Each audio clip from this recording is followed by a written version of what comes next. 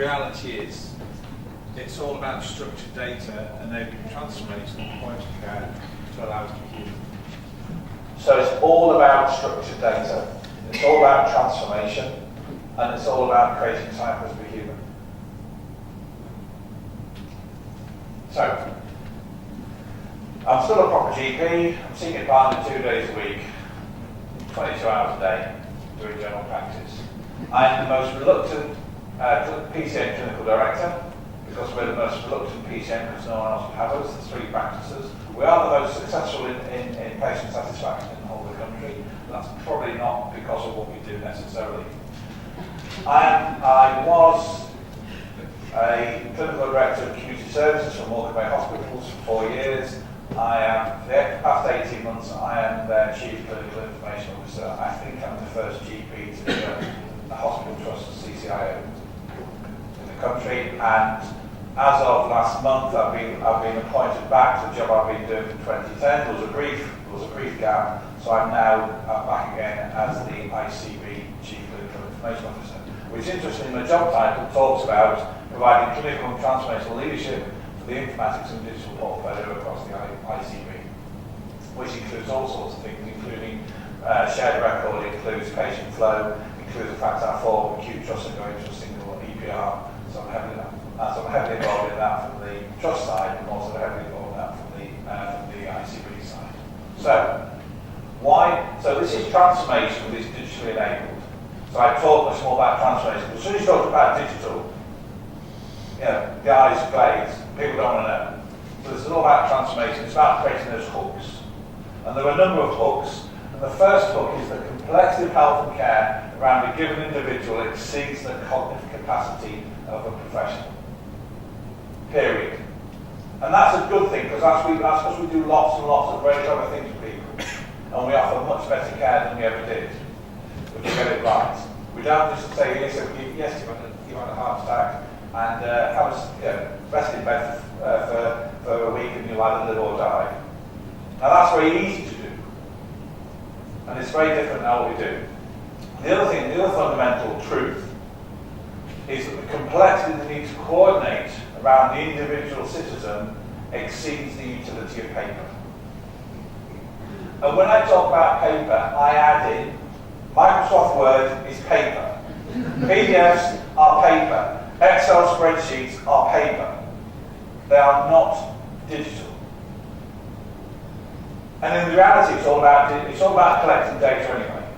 Collecting and using data. Because as a clinician, I collect and collate data. I then make a decision based on that data.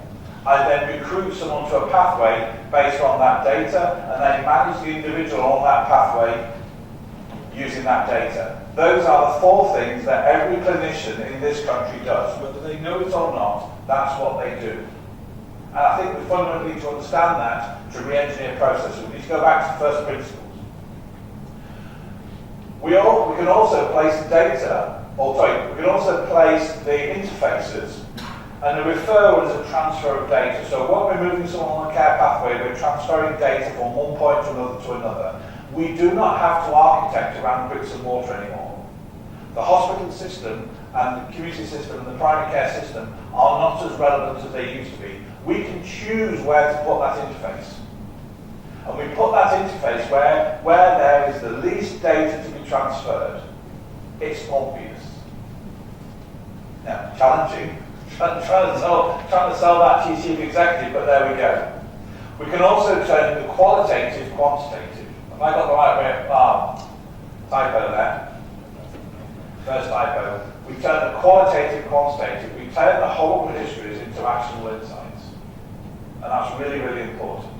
There is also, if there's anyone in finance in the room, this is the thing that gets them going. There is at least a 20% staff inefficiency in the NHS from current systems and processes. Transforming digitally will reward you with that 20% efficiency. It's not all cashable necessarily. You can't pull that cash out. But for my ICB, operating a £4.2 billion turnover a year, that figure is £670 million. £670 million worth of efficiency to be had. They like that sort of idea. And it's better, safer, cheaper, more appropriate care with reduced variability. And as I become more chronologically gifted, I'm heading this way. I've never been in a patient hospital. I've no desire to be in a patient hospital. It terrifies the life out of me to be in a patient hospital. But if I can fix the system so that when I get there, it's what I would like it to be, then that's going to be a motivation. Complexity is everywhere we look. So this is the. Some of you will see this, some of you won't. This is the current target operating model, best model for unscheduled emergency care for NHS England. It comes in many variants. You can only manage that digitally. You can sort of get there with simple points of access. What's the fundamental problem with having a senior decision maker on the phone? Well, what happens if 3 GPs that want to talk at the same time? What happens if it's a complex case? What happens if services change, services move, third sector does this, and third sector might be doing some really valuable over here, and suddenly it changes, or community services change, or this commissioning thing changes. It's all moving all the time. And we need to be able to navigate digitally. So let's start with what we know. Funny old thing, the individual exists once, and only once. It's amazing. How many of my hospital colleagues, people do not grow in ambulances at the front door of ED. Those ambulances aren't maternity, advanced, growing machines that people pop out. It just doesn't happen like that. There is a hinterland, there is care happening, those people are on a journey. Candice with guys on pathways. Christchurch, they said there was 100 pathways you'd worry about. I reckon it's about 80. The work we did in Cumbria in 2016, utilising map medicine as was. Yes, big shout out to map medicine, thank you very much. Not quite a good shout out to First Aid Bank, but we'll not go there. I'm just about over that. The landscape is increasing complexity. What we can do with patients, what we can do with people. They're not patients, they're people, they're citizens. I talk about EHRs rather than EPRs, because I think that patient thing is quite challenging and puts the power in one place. So there's inevitable complexity about what we do, because we can do more, and why not? And a lot of that is unmapped. The only people that know how complex a health and care system is the poor digital sods that are trying to map it to digitise it. You'll be the only people that know. In my journey, I'm to South Cumbria, I know more about all the various services around the place than almost anyone else. I know more than the chief executive, I know more than the Director of Transformations do, and that's because when you have to digitise and digitise everything, you need to know where absolutely everything is. Functionality needs to be ubiquitous. Your decision support software, same piece of decision support software, please, across the health and care continuum. Your EPMA, your electronic prescribing, should be the same. Your record sharing should be the same. Your order solution should be the same. Your ability to view PACS images or whatever should be the same. This idea that primary care does nothing different to secondary care, and secondary care does nothing different to community care. It just has concentrations and there's certain skills, but fundamentally we're doing the same thing. And actually sometimes patients knock around, they bounce around for random reasons. And having spent 5 years working partly in acute trust, I've been on a journey, I've seen that. There's clear outcome benefits from doing it right, and then the scale. There's loads of those things. And interface is the interface between primary and secondary care is massive. Because. Okay. I reckon, and I would use the old 80-20 rule. 80% of healthcare happens in primary and community services. And I'm sorry, it's anyone from mental health, I apologise, we should probably put mental health in there as well, but that's a photo of a slide I wanted, and I can't find the original slide, but I've got the photo, so I can't change it at the moment. I'll redo it at some point. But 80% of care, primary and community services. And I'm a bit more open about, it's not just general practice. Yes, general practice is predominant, but it's your optoms, it's your community pharmacy, and there's lots of, but that's not leveraged very well. Secondary care is in total 20%, but the 80-20 rule strikes again. So in the hospital, in our DGH, 80% of our care stays in our world, and then we export 20% tertiary, which actually is 20%, which is 4%, hence that. Where's all the political clout? Bottom left-hand corner. Where's all the money spent? Bottom left-hand corner. But more importantly than that, where's all the digital focus? Where's the digital management? Bottom left-hand corner. This interface here. This is what they try and actively manage. Nobody, other than me and a few others, is looking at this. This is the bit you have to actively manage. This is that primary, secondary care and community service interface. It has to be actively managed. Just some basic stats about the volume of care for 350,000 population in a month. My hospital colleagues are staggered. When I ask them, how many patients do you think I've had a meaningful interaction with today as a GP in 11 hours? Because you can go through this web and you can look at your audits, your patient record access stats. It's not perfect, but it gives you an idea. And I say, take out the EPS, take out the signed prescriptions. How many patients do you think I've meaningfully interacted with on a daily basis? And they'll go, 60? 80? Up. 300 to 400 patients a day I will have a meaningful interaction with. If I'm looking at letters, if I'm looking at results, if I'm making decisions, if I'm doing telephone calls, if I'm doing AccuRx or whatever else it might be, I'll only see 15, 20 people face to face in the day as a GP in my world, but all the rest of that I'm actively managing. And it's staggering. When they have hospital consultants who can see 8 people a day in ED or 10 people, the level of productivity is just astronomical. Get all the money spent elsewhere. We transform, we don't digitise. Embedded Word documents, my GP colleagues love embedded Word documents, but their aim digitisation is paper. And also then, your Ordercom solutions, TQuest, for those of you in English land who use TQuest is terrible. Because TQuest, you can't analyse emails. So all those clever decision support questions they put into TQuest, I can't answer because I can't look at emails to say what the answer is. I don't know what the patient's weight is. I can't remember the diabetes or not. I'm 5 minutes into a complex request for an MRI or something like that. I'm not going to reverse out and cancel and go again. Thank you very much. I'm going to guess. Or what I start doing now is putting down, I do not know because TQuest is shit. Not quite. But we all know about all those things. The electronic disefficiencies, what we've done at the moment, and as a hospital CTO wandering around, looking at the terrible carnage that digitisation has caused in hospital. And why is that the case? I think it's really fundamentally important that we work out how to fix that. So it's all about data. And I've said to you, we collect and assimilate, we make decisions, we recruit a pathway, we manage that pathway. That's what we always do. Every single clinical interaction is one of those. You might be doing all those 4 things, you might be doing one of those 4 things. And that's really fundamental and helpful as we design our pathways. So we can do it.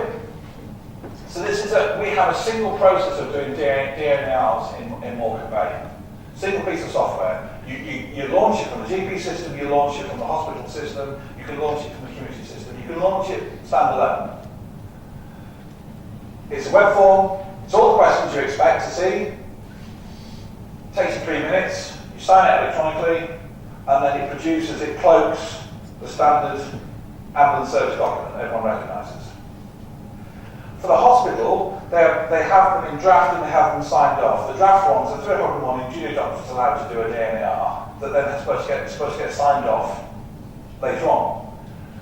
If they're on paper, they will just get lost or won't be signed off. So now, because we have a single system, by the way, when you complete it, if you're a GP, a copy goes to the hospital, a copy goes to the ambulance service, and when the consultant signs when he's in hospital, a copy goes to the GP, a copy goes to the ambulance service. So that's all up, and it's been running. I can't get on board for it because it doesn't meet any of the criteria. I really cheat about that. But what we do in hospital is because this is data, this is structured data collected at the point of care, doing the DNR, we now know not only who does the DNRs, when they're doing them, what wards are doing them, so you can do that comparative data, and we're starting to look at that. We can also look at where that DNR hasn't been converted from a draft to a proper one, a clinical standard. So instead of having to audit, post-event audit, we now, with a live dashboard, So you can look and you can tell, and those are, we've taken the hospital numbers off, but those, at the point in time that image was taken, those are the patients in hospital sat with a draft DNR that needed completing.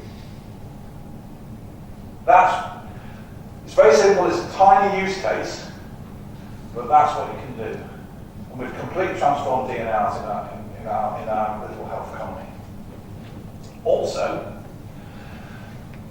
so it's partly about pathway management. That's referral pathways, it's data collection. We know all that, it's care pathways. The actual bit everyone really focuses on is your first outpatient, your ERS before your UEC. People forget the community referrals, GP to community, community to community, all that sort of stuff. You've got to map all of that, you've got to control all of that. So, we've got to try and automate some of those steps. We've got to improve our handoffs. We've got to be able to build a picture. You're not going data to data, copy data to copy data to copy data. You start with this bit of data, you add another bit of data, you move it on, you add another bit of data. You create your outputs based on multiple people adding along that care pathway. We have to engineer that. We can. We will. We need the paper. We need those. We need the insights. We need to be able to spot. We need to be able to track patients. We need to be able to look at how the patients, where the services are loaded, where the services are not loaded, and all this comes from structured clinical data. And we've got to, and I said we've got to remove our artificial boundaries, spot where they are, and there's artificial boundaries actually everywhere. Some of them are professional boundaries, some of them are provider boundaries, some of them are financial boundaries. It just does not make sense. So here we go. This is the best slide.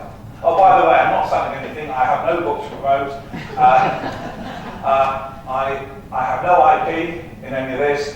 I am fortunate to pay, the NHS pays me to do this. It doesn't pay me as much as it should. I actually subsidise my work at the ICB and I actually subsidise my work at the Trust. I don't get paid as much as it costs me to put someone in my seat in practice. But our practice, our practice takes the opinion that if we can influence the system, then we can make our lives easier. And also I quite like doing it, and it stops you from going mad. So this is the enterprise architecture that I developed, and I may have not have a bit of an aptitude to this. You've got to remember, folks, I've been doing this since 2010. Well, 2008 I started being involved in GP informatics. 2010 I started being involved as a clinician, as a strategic informatics clinician, and actually I managed to dump GPIT in 2018. Whoa, I'm no longer responsible for GPIT because the GPs demand it sometimes. Right. It looks simple. There's 12 years of experience into this diagram. This diagram holds for any clinical scenario, care scenario, new way of working you want to throw it in. We've had it for about 4 or 5 years in our part of the world. Flow is the most important function. I predict that EHRs are not quite a thing of the past, but they're not as important as they used to be in any shape or form. They're a place to record your stuff, but if you start thinking about single functions, that actually, as a GP, I should be using the same prescribing software as the hospital, as the community services, as the pharmacist, etc., then actually me prescribing an EMIS is finished. Yeah, and that's just, and I'll sign for that, thank you very much. I'm not so comfortable with the idea of this whole rip and replace new market entrance, that's a different conversation, but actually something around cross-functionality is really important. Flow is the most important thing. I talk about EHRs and rather than EPRs, because health, you're not a patient, you're a citizen, you're a member of the population.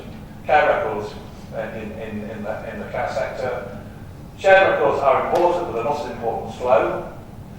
And it's all about pop health and patient apps. Of course, where you can, you need to absolutely drive your digital efficiencies and your engagement and enablement of patients to manage their care completely. Thank you very much. But it won't be everything to everyone. But it's not as important to get the flow right. And there are at least 2 types of flow, possibly 3. Flow within an organisation, so micro flow, little messages, reception, Mrs. So-and-so wants this, can you check that? All those, nurse, H doctor, Mr. The patient security, can you come and check? That's micro flow, that's little things. And then you've got the big stuff, you've got referrals or care pathway management between providers. And you probably need different software solutions for that. And the final piece is, I'm not certain whether putting 4 trucks on a single EPR will provide the flow between them. I don't think it will. So, the future is digital enabled flow. We also need decision support, absolutely not. It's been CIP'd away. I try and engage with my with the finance people and say, you've got all these staff costs, you've got these local consultant costs, you can't recruit staff, you've got vacancies, you've got poor performance, and you're trying to manage that, but you're not investing in library services, you're not investing in management services, you won't let us spend £300,000 on a really neat bit of software that takes from the AHR and helps people make decisions and directs the right care. You think that's a waste of money. You're barking mad, it just doesn't make sense anyway. Maybe we'll get there. Automate where we can. Good practice, yeah, you start with nice and you work on from there. And we look at the 80-20, absolutely the 80-20 rule. We focus our efforts on prevention, population health, primary care, including general practice and community services. And then we build against the 100%, not the 4 to 60%. And why does it matter? Here's the start of the evidence.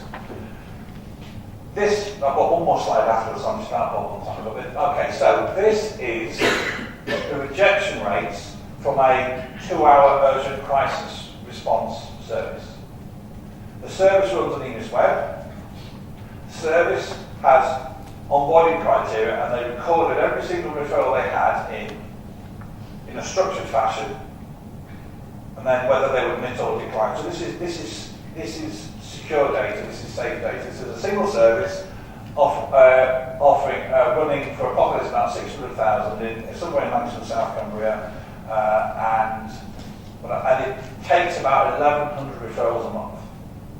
There or thereabouts at the moment. It's going to go up. There are about 1,100 referrals a month, and there are to a population of 600,000. 30%, currently 30% of their referrals fail. And when you look at where their referrals come from, at the moment, there is no way you can train all those people to refer properly. It can't be done.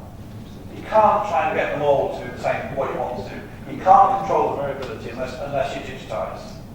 Yeah, we've tried. The NHS has tried. Everyone's got their manager training. They've got to tick their boxes. Everyone has their appraisals. Everyone has, however many ways you try and do it. You try and cut the cake. You can't get every member of staff to do exactly what you want to do when you want to do it. It's an impossibility. I don't know what the best return on that effort is going to be. I know in the best systems of any type of health or social care or manufacturing, 60-70% of the time people do what you want to do when they want to do it. Anyway, you can't humanate your way out of this. 30% of referrals fail. Each referral takes 15 minutes to fail. That's at least a band 7 talking to at least a band 7. So that's 2 band 7s talking for 15 minutes and the referral fails. So you've lost 30 minutes of band 7 time in your system, which is significant. And the referral's failed, and then that other individual then doesn't know what to do, and then, that bit we haven't got, but then they'll send it to ED, won't they? Yeah? And we know that from ED, we know that referrals to ED, where systems, there's in South Gloucestershire, they've put a decent digital solution in the front door, professional front door, and the reduction in, there's 17% of referrals that didn't need to go, or could be rejected safely away from the ED. 53% could go straight to the hospital, so you've reduced your ED attendances from a professional source to about 23%. From 100%. So we know it, so anyway, that's real evidence. We're starting to get real evidence that this thing is wasteful. Not having digital is wasteful, and we're starting to create those business cases or those case for change. So, final slide. So taking that diagram and then trying to think, what do we really need in an acute setting or community setting or primary care setting? We need an EHR. We need an EPMA, across the board, thank you very much. We need an order com solution that's whole system. So that the consultant over here can order a test and the patient can be sampled wherever they want, or I can order a test or whatever else it might be. We need an internal patient flow solution, we need an external patient flow solution. We need dictation, voice activated software, and nurse clinical analytics. There's some really clever stuff coming. There is some clever stuff already, and this is where AI is going to really, I think, have an impact here and now. Aligned to a digital support tool. Record sharing is important. And actually they'll take proper structure. At least there's a minimum XML feed. And even better still the core data that you can just put up and you can just surface within the UI of whatever system you're using, so that it looks like it's their data. So the hospital clinician is seeing GP data looks like their data, and the GP is seeing data when they really need to, because a lot of what's in hospital systems is shit. I didn't say that. Cross-organisational discussion tools, and a generic unified comms tool. So there's something about, not really my bag as a clinician, but I think one of the problems, one of the things we lost during COVID when relatives weren't allowed to visit was the relatives were acting as the glue in the system. The relatives knew about the patients, and the nurses or the doctors talked to the relatives about the patients. That's what they do. And when the relatives weren't allowed to visit, you lost that. Also, we have a shortage of nurses everywhere. We have a shortage of nurses in hospital. Yet we have a system where relatives ring up and find out what's going on. So we tolerate nurses being constantly interrupted from their daily job to answer an important phone call. We've got to do better than that. We've got to have some way of doing decent communications. I don't know, you sign up to a structured message on a daily basis about anti-ethical, how anti-ethical is doing, and do we have any questions that we want from you as relatives? It's all going to be done it's all about governance and no coercion and all that sort of stuff. But then we can ask questions to relatives, and the relatives could ask questions to us in a very structured fashion rather than relying on the telephone. So it's coming. He says everything. I've got another 6 years in this game, but I've got some chance to make it happen. And then that's. I think now we've got a point where we know what's right. We know how to do these things. We can. That's a lot simpler. I know there's a lot of words there, but that's much more conversation than ever was. There's very little tech in there. There's much more about practical application, and some of us, me included, about to learn how we alter talking about very technical things into language that the rest of the world can buy into. And I think we've got better at it. So I'm hopeful it will make a difference over there. And final thing. Starting to work back in an ICB, really interesting. ICBs are not CCGs put together. ICBs are very different beasts from CCGs. They've blossomed things, but they also have some powers that I don't think CCGs ever had. It's really interesting. And that's all. I don't know any more than that at the moment. That's my first observation 6 weeks in. But there we go. Thank you very much for inviting me.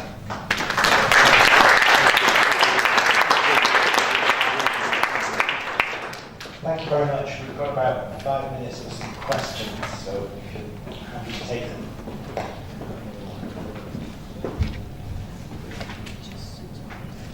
Thanks, William. Robert Allen Jones. Good presentation. You're used to doing this, aren't you? I can tell. Classic question from a commercial perspective. Yes. All too often, you make a good clinical argument for the outcomes from an innovation that you're trying to introduce. The clinicians agree with the intervention that you're trying to get underway, but you've got to persuade the finance guys that it's appropriate.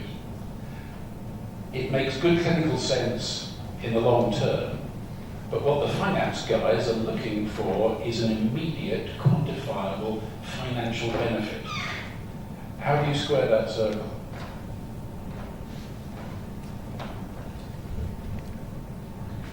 You avoid rip and replace. You get your philosophy right.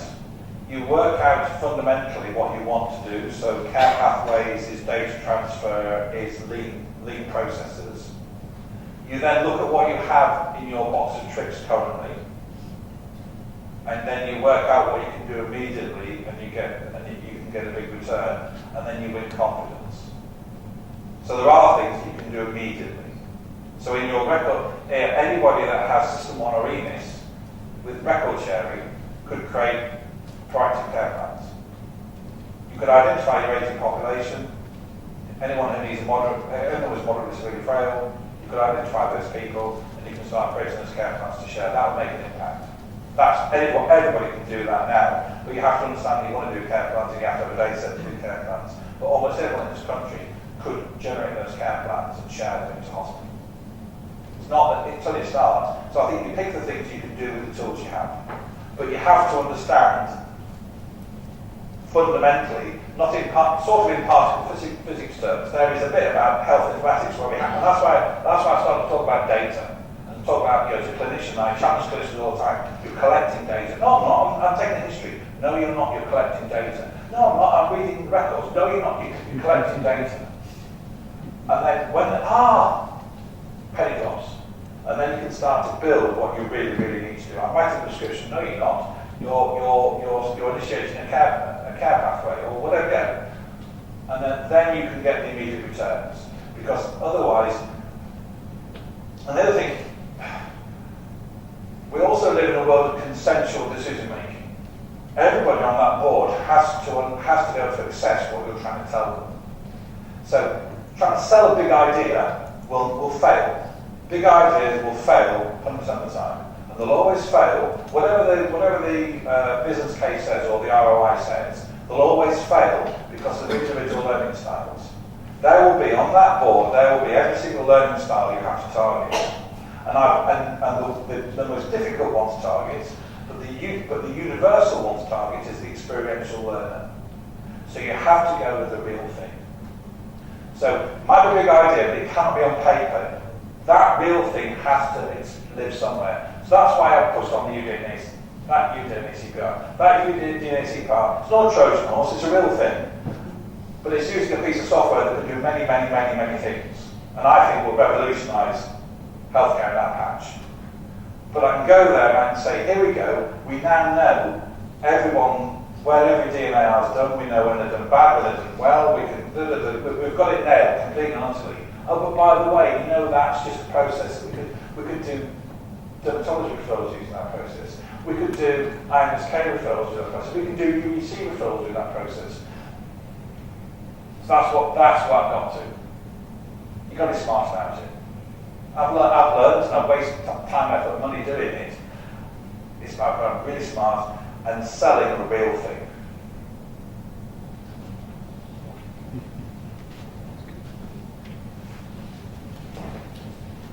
One point I would disagree with you in having a single prescribing system across primary and secondary care, primarily because you'll never get secondary care to do product-based prescribing, which is what we do in general practice. So, having long, extensive conversations with my digital pharmacist, who works for me in the acute trust, I think that's manageable. I get the point that we prescribe, they prescribe on dose, we prescribe on product, or on item dispensed. That is manageable. I think that's manageable. And I think the wins, and that's just a translation, in my head, that's a translational database. And actually there's nothing maybe wrong with some of the, if you look at some of the quality issues with how they describe secondary care versus primary care, there's an interesting conversation, but the win, the massive win, over removing the translational stuff, removing the data migrations, which is manual at the moment, and the frustration, large practices have teams of people who do this on a daily basis. We would swipe that away in an instance.